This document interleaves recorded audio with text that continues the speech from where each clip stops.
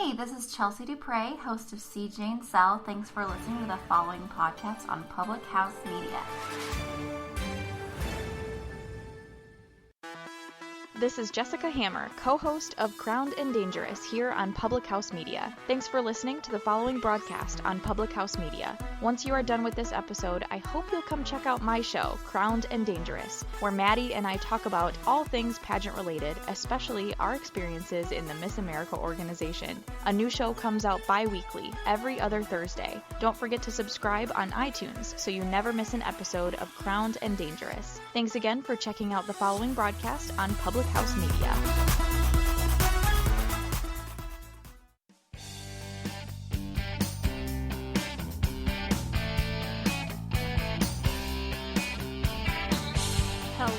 Hello, welcome, and thank you for joining the Confessions of a Military Spouse podcast. I am your host, Jenna. I'm a military spouse of almost 10 years, a health and fitness lover, a mom, and a registered and certified dental assistant. Again, thank you for being here with me today, and if you find that any of today's episode resonates with you, or you know someone else that could benefit from hearing today's episode, I highly encourage you guys to share it. Also, I so greatly appreciate any and all feedback, so if you would like to leave me some feedback, feel free to do so on Apple Podcast. You can email me at confessionsofamilspouse@gmail.com. You can find me on Facebook at Confessions of a Military Spouse, or on Instagram at Confessions of a Mil Spouse, and on publichousemedia.org. So I am going to be brutally honest with you guys and let you in on a little secret, which is sometimes I struggle to come up with topics to talk about on my podcast. I had this brilliant idea to start this podcast, and honestly, before I started it, I thought to myself, wow, I'll be able to talk about this for days and days and days and days. And I have been talking about this topic for days, but sometimes it's hard, way harder than other days. Sometimes the creativity and the ideas flow like a nice fine wine, whereas other times I have pretty severe quote-unquote writer's block, and I have trouble thinking of what issues I can talk about next. So the idea for this topic came to me, ironically enough, when I was sitting at the dentist with my daughter. Yes, I work at a dentist office. Yes, I'm a dental assistant. But I still, if you guys listen to a previous podcast, know that I still take her to a different dentist, and I don't actually work on her. They always say that kids are better when you're not around, and I believe that 100% wholeheartedly. Being at the dentist office can be a totally scary experience on its own. And I know a lot of adults, we see a lot of adults that are not comfortable at the dentist. And I don't want to make it any worse by getting upset because she, got her tooth wet when she wasn't supposed to, which is why I don't work on her. But enough of that, and let's actually talk about the real topic.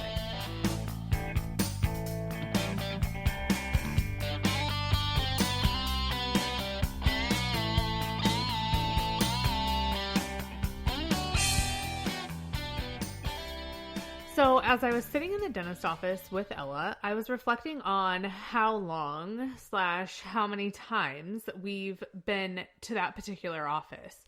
And I was thinking about how young she was when we started going to this office. She was 3, maybe 4.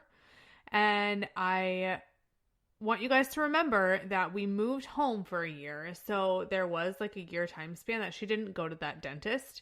But still, she's been going there roughly for 2 to 3 years.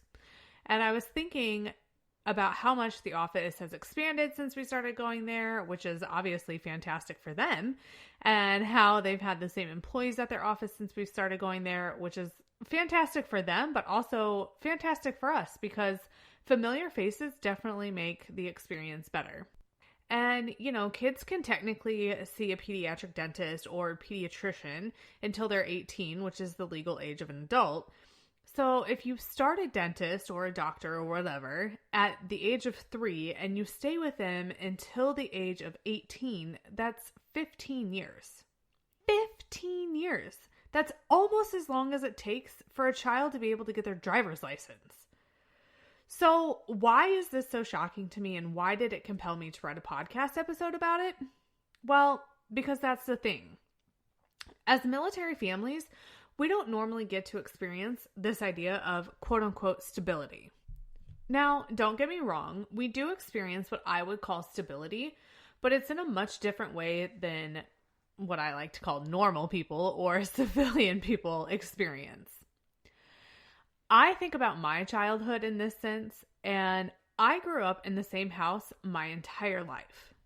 My parents still live in the house that I grew up in. We moved to the house that my parents are currently at when I was like 2 years old. And I didn't leave the house until I think I was 18 or 19, somewhere in there. So I spent a solid 16 to 17 years in that house. And like I said, they're still there. So whenever I go home to visit, like I truly go home. And whenever people ask me where my home is, I can tell them Chester, Illinois, but I usually say St. Louis, Missouri, because no one has any idea of where Chester, Illinois actually is. But the fact of the matter is that I can tell them without a doubt where my home is. Of course, my parents have obviously done some renovations to the house. I think they were waiting until my brothers and I left to do all the nice things that they did, but whatever. They've done their renovations, but that's still home. And I know that they will always be there unless they have some like super crazy plan that they haven't told me about yet. So if that's the case, Mom, please let me know. But they'll always be there, and the quote unquote bones of the house will stay the same. And to me, like that will always be my home. If I ever need to go home, that's where home will be. So then I think about Ella, and I think about her childhood, and I guess it's not really just Ella, my daughter. I guess it's all military kids.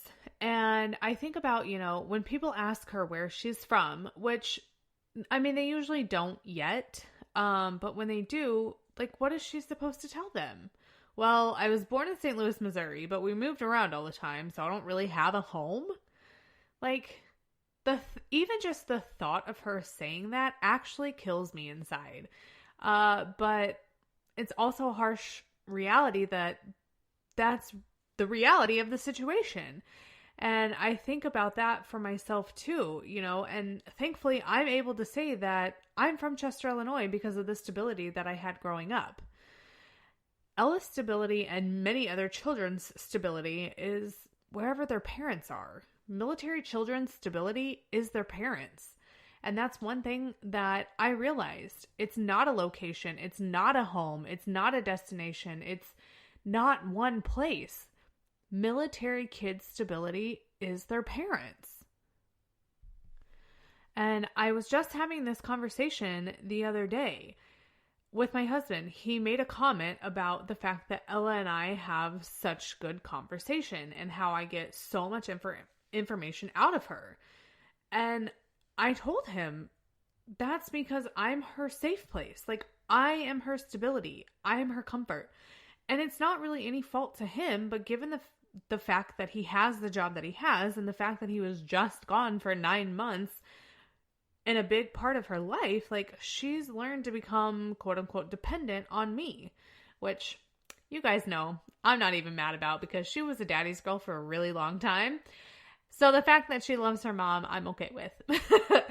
But it's mind-blowing to sit here and think about the fact that pretty much every 3 years we'll be moving. And I'm not sure if you've moved lately or not, but about 3 years is the time that you're really getting comfortable and settling in as a military family and like learning the area and finding these friends and all of this other stuff. And then if you're in the military, boom, it's 3 years and bye, Felicia, you're moving again. So when I said that our stability as a military family is different, I mean, that's exactly what I meant. Our stability is for 3 years. It's temporary. It's not permanent. And it won't be permanent until retirement. But depending on when you had children or a child, your children could be grown by the time retirement comes. Like, that's mind-blowing to me. So, yeah, there's you and your spouse that will finally have the stability after however many years you guys are together and they spend their time in the military, but usually then you're sending your child off to college. So another move for them and another change in stability. And then what you and your spouse are calling home isn't necessarily home to your child or children because maybe they didn't really get to spend a lot of time there. So on one hand, it makes me super sad to think about the fact that they don't have that stability like I had, because I think about how close my community was growing up, and like literally everybody knew everybody. And as much as it sucked, like looking back now, it's kind of a cool thing because I can still reach out to people back home if I have questions or need help, and they'll answer. So to know that my child is probably not going to have that, and many other military children aren't going to have that, it makes me sad. But then on the other hand, it almost makes me proud that she hasn't had that stability, because I'd like to think, now I don't know if this is the case because we haven't reached this point yet, but I'd like to think that it'll make her resilient and change won't affect her the way that change affects me. Because if you guys know anything about me, you know that I literally try to avoid change like the plague. I mean, my daily routine has been the same for years now, and heaven forbid it be thrown off because it's not a good situation. And I don't like the fact that change affects me as much as it does and in the way that it does. So part of me hopes that the fact that we move around so much will make Ella and other military children more resilient, and the change won't affect them the way that it affects me. So when she does decide to go off to college, she's not shocked and overwhelmed, and she doesn't go crazy. You know, not saying that that's what I did by any means, because, you know, I didn't go off to college and go crazy. I went to a junior college. I lived in a duplex right next to one of my brothers when I moved out. And, you know, I didn't go crazy, but I've heard stories about people who are in these small communities and they grow up, they spend their life there, and then they go out to college or they move out on their own and they just go crazy because this is the first time they're experiencing life. And to be honest, I'm not even sure why it took me this long to like let this hit me, that our stability is so much different. Because like I said, my childhood is completely different from my kids. And I don't know if it just didn't hit me because I don't know. Like, I don't know why it hasn't hit me before now. I'm not sure if it's because it's what I'm used to now, and literally every other military family is living the same life, so it's just normal to us, or what the situation is, but it just never occurred to me until I was sitting in the dentist office with Ella. And you guys, when I think, I am a thinker, and my thoughts run pretty deep and they run pretty wide. Hence how I was able to make a whole podcast episode about this. Sometimes it's great and other times it's really scary. I'm only partially kidding about the scary part though.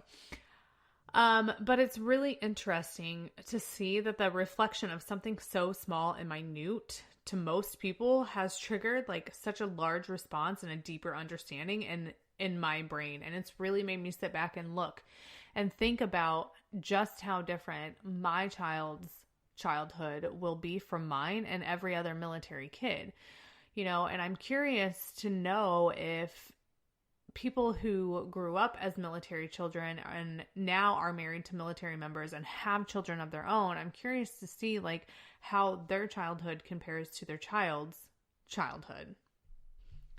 But I think it's super important, even though this is probably such like a interesting or weird or small or whatever topic that you want to call it, I think it's important to share it with you guys as well, because I mean, if I'm thinking it or feeling it, chances are somebody else out there is probably thinking or feeling it as well. And if not, maybe this will open up your mind and think about it a little bit more and kind of reflect on your childhood. And if you have children, like what your children's childhood will look like too.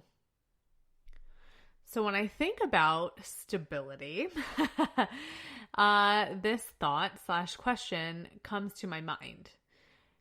Do we as military families have stability, or is it a lack thereof? And, honestly, I'm not sure. I don't particularly have an answer for that. In my definition of stability, moving every 2 to 3 years isn't what I would classify as stable.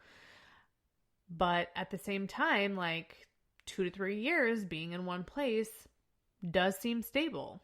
So I think that's why I struggle to answer the questions or find peace with the question of if we as military families have stability, or is it a lack thereof? I also think that this is one of those topics that is very personally based. What I think is stability and what somebody else thinks is stability could definitely be two totally different things. And maybe somebody that grew up in a military lifestyle sees the military life as stable. I'm not saying that people that grew up in a military lifestyle and had a military, lifestyle childhood had a bad childhood. That's not it at all. I can assure you guys that my kid has had an amazing childhood in her 6 years of life. So don't get that twisted. I'm not saying that, we as military families aren't providing a great childhood for our children. I'm just curious to see what people who have grown up in the military lifestyle, what their childhood is like and how they feel about their childhood compared to people that have been stable in their childhood and grew up in the same area, the same house, the same place for 18, 16, 17 years, vice people who moved every 2 to 3 years for however many years of their life. So I would love to hear what all of my military and even non-military friends have to say regarding this thought/question that I discussed today, topic that I discussed today.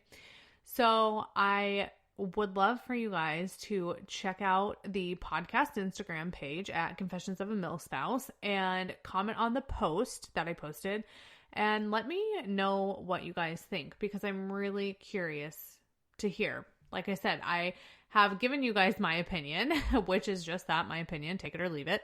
But I've given you guys my opinion and I've given you guys my thought on this whole idea of stability.